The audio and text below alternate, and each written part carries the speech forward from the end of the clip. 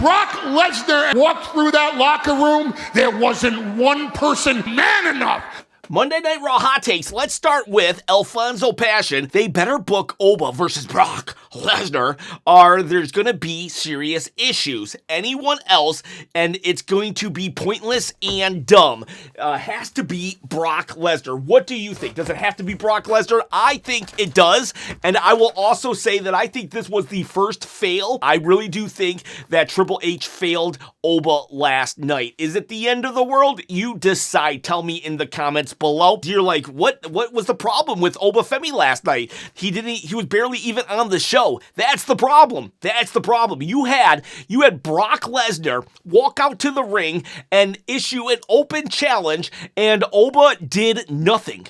Oba didn't go out. I'm pretty confident I heard the crowd saying Oba, Oba, and if they didn't, well, they should have, because it made perfect sense for Oba to walk out there and he is not phased at all. Answer that challenge. Brock said, he basically said, everybody's afraid of him, and if you want to step up, I'll make you the main event. Why wouldn't Oba want to be the pseudo main event of WrestleMania? He already has no opportunity to get a title shot, so why wouldn't he go up against Brock Lesnar? They even have beef from the Royal Rumble.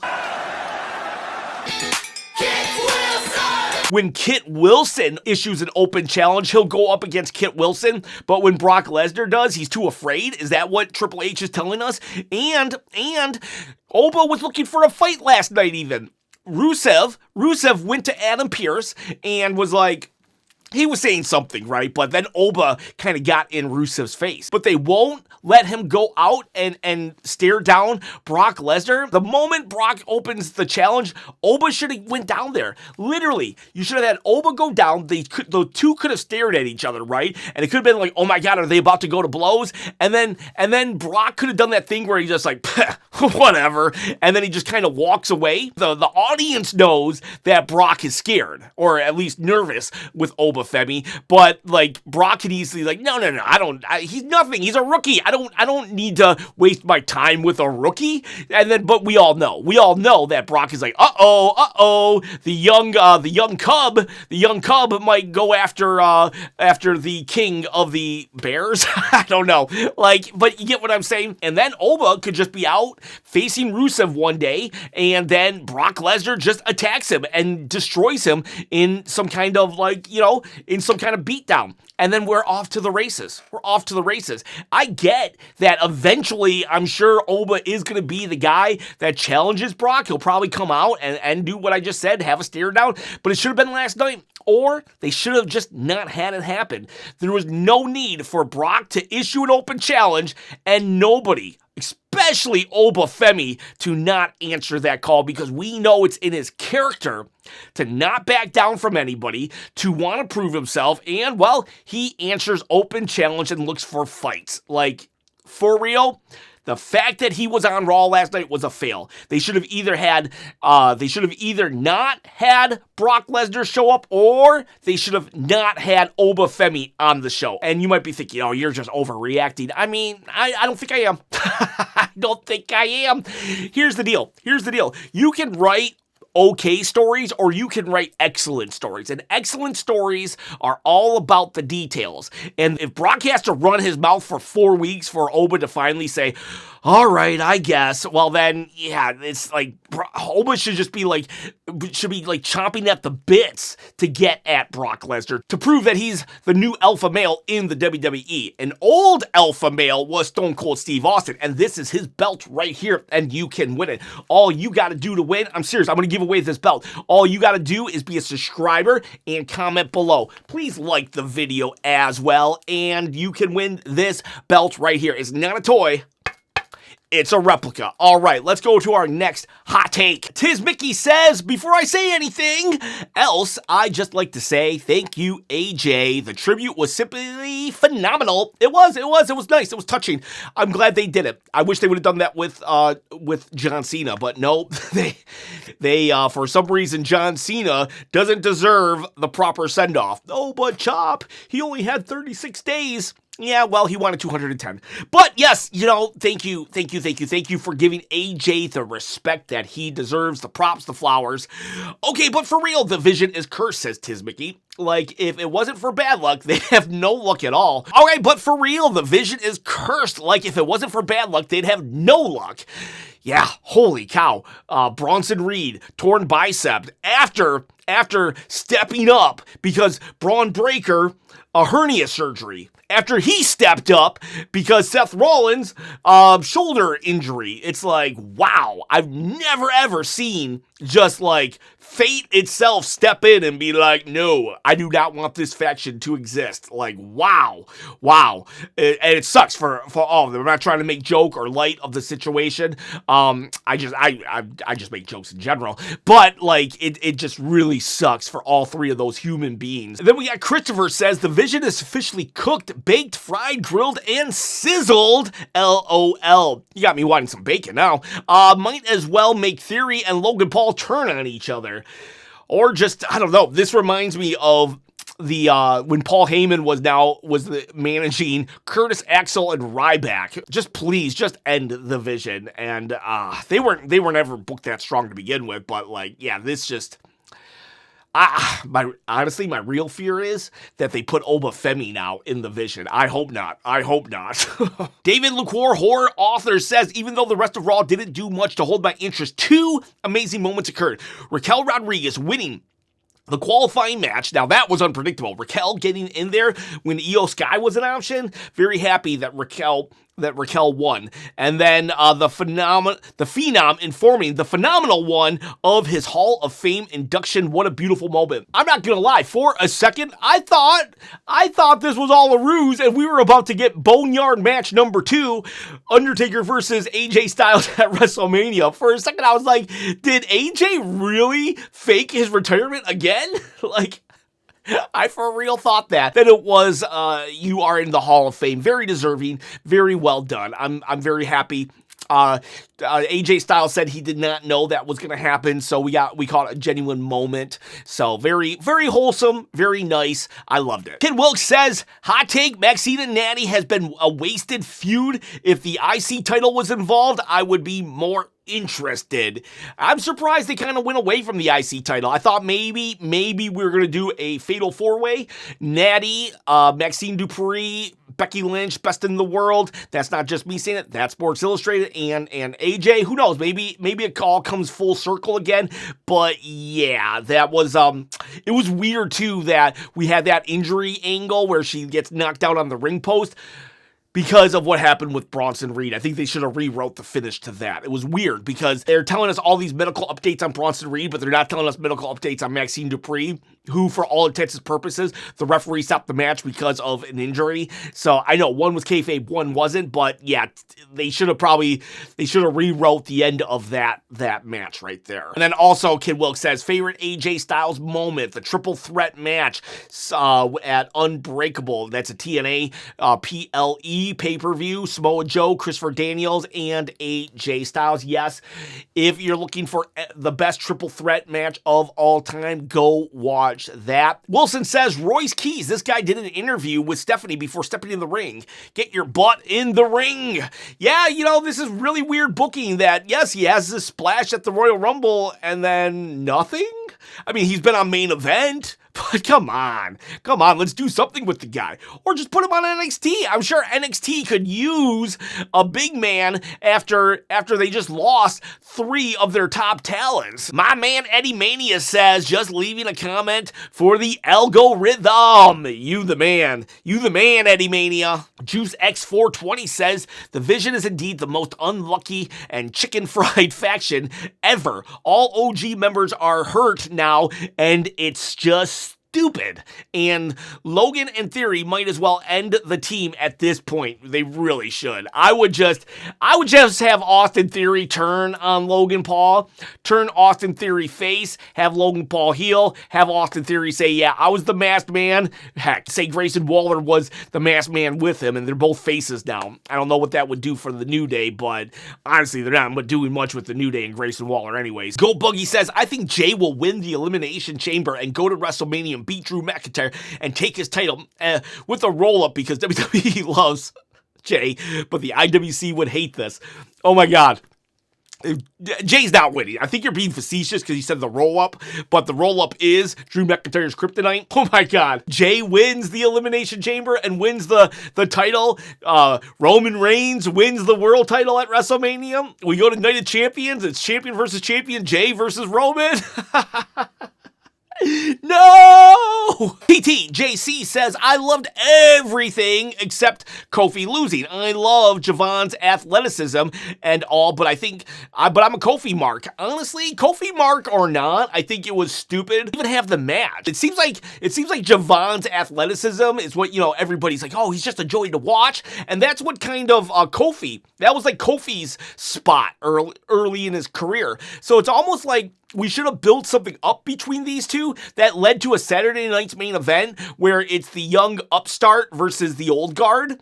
Kind of like what I was talking about Oba and Brock earlier, but this one's all about athleticism. To just give away a match on TV of this caliber, I think it was a lost opportunity. Plus, we should be treating Kofi like he's a former world heavyweight champion, not just some random dude. This should have been considered an upset, if anything. I do not like the disrespect that we give Kofi Kingston. And for the record, I'm okay with Javon winning even, because Javon needs to get victories. I'm saying we need to treat it like a bigger deal. This should have had 4 weeks of a build at the very least. Teddy Boy Ward says, yes, Liv picked the right one to go after, but wouldn't it have been great after she knocked Stephanie out, Liv turns around and says, I pick you to Jade? That would have been shocking, but I think I would rather her go up against Stephanie. But I would have popped. I'm not gonna lie, that would have popped me. But maybe after the initial shock, I might have been like, you know what? She should have went with Stephanie. Genuine Question says, Tiz Mickey, hypothetically, if Finn wins at Elimination Chamber, can Roman be like, this is not what I want, and pick Drew before the men's Elimination Chamber takes place? Then whoever wins would have to go after Finn. I don't think Finn will win, but I'm just wondering. In theory, Roman wouldn't care, because Roman would just say, you know what, I don't care, Finn, you can have the title. I picked CM Punk because I just want him to acknowledge me. Roman's not even going after the title. He's going after the acknowledgement. The title is just a bonus. However, because this would, if we're talking kayfabe wise, and wrestling is now real, the contract would say the winner of the Rumble picks his championship, not picks his champion. So the contract doesn't care who the champion is. Once Roman picked CM Punk, he was in essence picking whoever held that title. So in theory, no, he should not be able to go after Drew no matter what, because he already picked the championship that he wanted, no matter what reason it was. So whoever holds that championship, it could be Nia Jax. In theory, he would have to fight Nia Jax for the championship if somehow she won, because he picked it at one point after the Rumble. Just call me _D. Hate what the New Day have become. I understand nobody can keep momentum forever, but they basically became jobbers. Exactly what I was talking about. DC Mills says the giant crate is going to be filled with ski masks. Triple H's new era. Now everyone gets a mask. You get a mask. You get a mask. Everybody gets a mask. Wouldn't be surprised. Kawash says Trick Williams is out and out a star. He cut a 3-minute promo. This was at the commercial break for people in the United States, and they should let him go against Drew McIntyre for the title or let him beat Brock Lesnar. I don't think he needs to beat Brock, and I don't really want him in the title hunt right now with Drew McIntyre, because they're both heels. But I can appreciate your statement, because honestly, Trick Williams is my favorite WWE star right now. I would be happy enough with a Sami Zayn victory at WrestleMania. I don't need him to go for the title just yet, but by the end of the year, I would like him in that main event scene. So whoever Drew drops the title to, I would like Trick to beat that person. Marshman says faking an injury made the wrestling gods mad. Ooh, I didn't think of that. Yeah, you know what?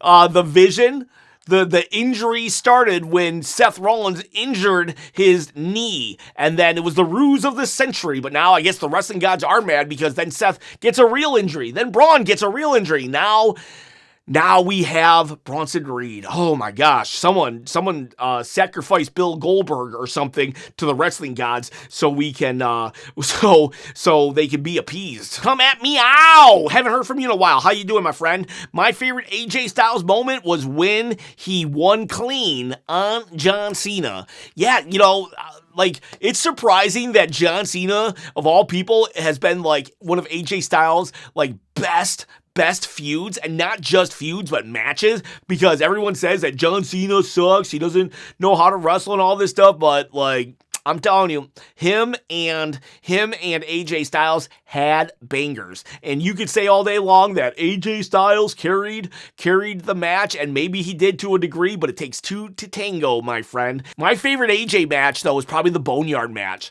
It was like one of the only good things that came out of like that WrestleMania pandemic, but like it was so freaking good. FMJ says Natty either needs to slow down her entrance or her music needs to have a faster tempo. The way she rushes out of does not match her music at all whatsoever and makes it look lazy.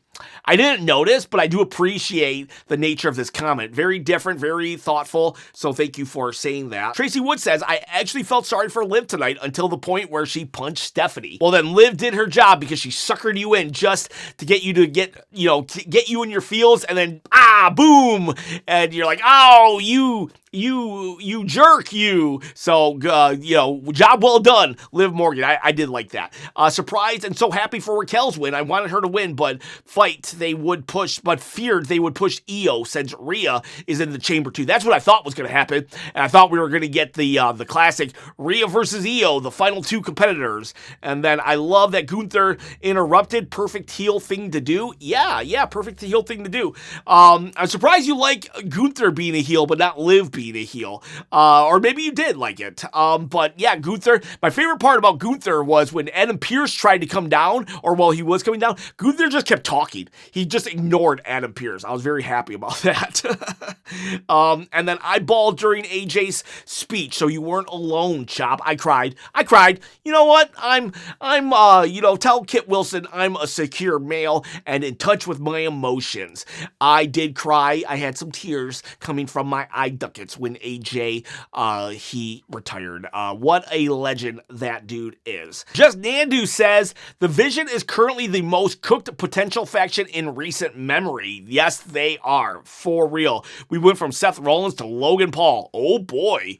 Yeah. Fate, the wrestling gods, as we said earlier. And then you also asked me, what camera do I use? What camera? It's a Sony. It's a Sony CX something. I'll see if I can put it in the description. I'll have to look it up. I don't know. I kind of just like found some YouTuber and who I was like, how do you start a YouTube channel? And that was I found this guy and he told me to use this camera. Ron Talks Tabletop. What a boring Raw. The Vision is cursed. Blow it up. The mishandling of Natty. The mystery box is stupid. I'm withholding judgment on the mystery box right now, but I swear if it's something for the video games, if it's just a Triple H statue, then I will, I don't know, my brain will melt. An eyeball will fall out of its socket. And then we've got Bishop Marley. I wasn't a fan of Liv showing respect. It didn't come across as the fake out they wanted it to be, and it lost the crowd. The crowd was definitely, I think the crowd is totally done with wrestlers respecting each other. On SmackDown, when Sammy apologized, they booed. When Liv gave Stephanie her flowers, they booed. But it was a fake out. So, but Bishop says it was just a little too out of character. So, take that for what it's worth. And then we have people like Killer Wolf, Comic Genius, and Ryan Bryant, and a bunch of other people just thanking AJ Styles for his phenomenal career. AJ Styles, what a legend. I thank you so much, AJ, for everything you've done for wrestling, sacrificing your body, your health, even time with your family to entertain nerds like me. Thank you. We love you. See ya, bye.